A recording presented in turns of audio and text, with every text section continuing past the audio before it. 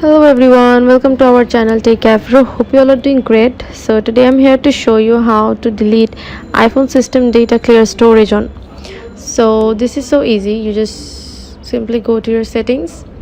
From here go to general and go to iPhone storage and scroll down, and then you can see system data is loading. Okay, and this is system file. So from here you can see your all system data.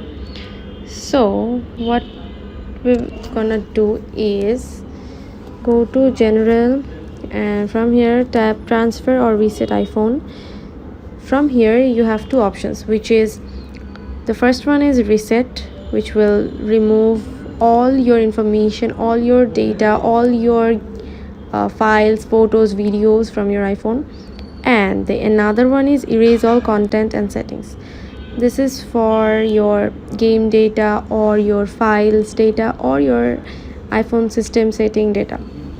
So you will go to this options, erase all content and settings. After that you have to type your passcode here, and from here you can erase all your data.